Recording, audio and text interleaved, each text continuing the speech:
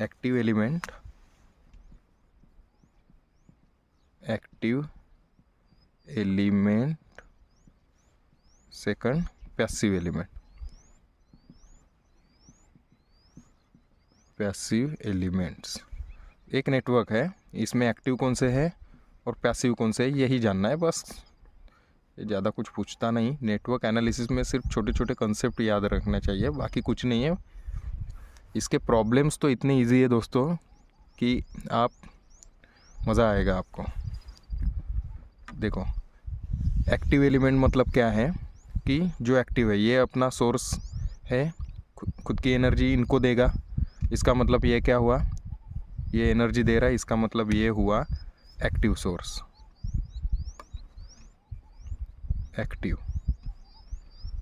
Active element. और ये जो R1, R2, R3, R4, R5, R6 है, ये क्या लेंगे, इससे एनर्जी ये लेंगे। ठीक है, ठीक है सभी, या फिर यहाँ पे इंडक्टर कर दूँ या कैपेसिटर किधर भी, ओके। तो इसका मतलब ये सभी क्या हुए,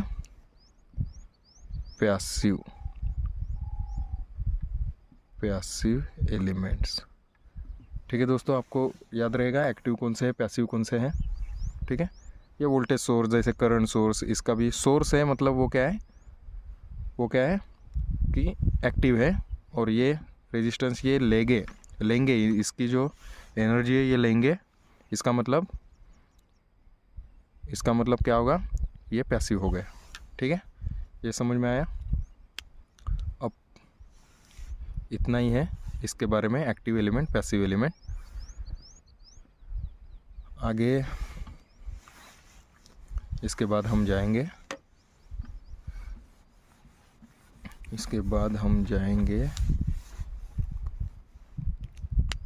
सोर्स, एक्टिव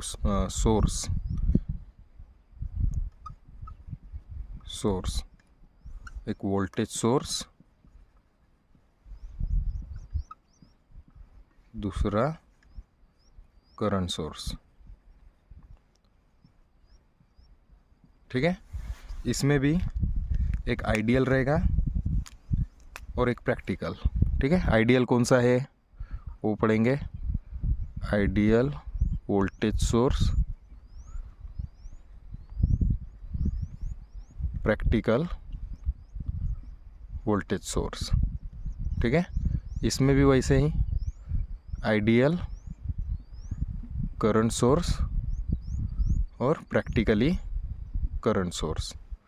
ओके, ठीक है, तो पहला पढ़ेंगे ये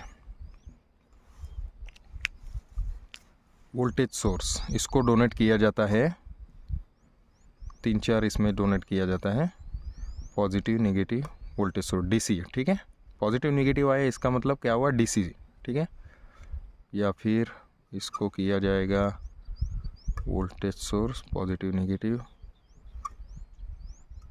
नेगेटिव वी, या फिर इसको ऐसे भी। ओके, पॉजिटिव नेगेटिव, ये हुआ आइडियल वोल्टेज सोर्स, आइडियल। अभी प्रैक्टिकल बोले तो क्या होगा, इसके सीरीज में रेजिस्टेंस, सीरीज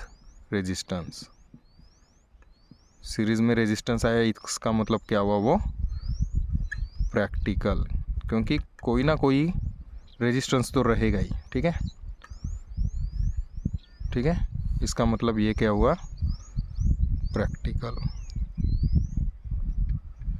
देखो यहाँ पे डायरेक्ट वोल्टेज कितना आएगा, जितना ये है उतना ही लोड पे जाएगा, तो इसका मतलब क्या हुआ कि वो आइडियल हुआ। लेकिन कभी भी पूरा का पूरा वोल्टेज लोड पे नहीं जाएगा, थोड़ा ना थोड़ा इस रेजिस्टेंस लेगा।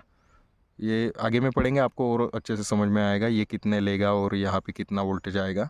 अगर ये कुछ ना कुछ वो करंट गया इसके अंदर, तो इसमें वोल्टेज फॉर्म होगा V = IR।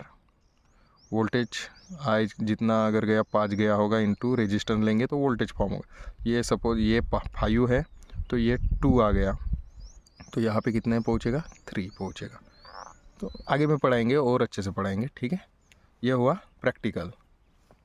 अब करंट सोर्स का भी सेम है, इसमें सीरीज़ में लगा है, उसमें पैरेलल में लगेगा, ठीक है। देखो ये करंट सोर्स है, करंट सोर्स को ऐसे डोनेट किया जाएगा IS। ये हुआ आइडियल और इसके पैरेलल में रेजिस्टेंस लगेगा, ठीक है, RS IS पैरेलल में लगा, इसका मतलब प्रैक्टिकल हो गया। ये समझ आए, ठीक है।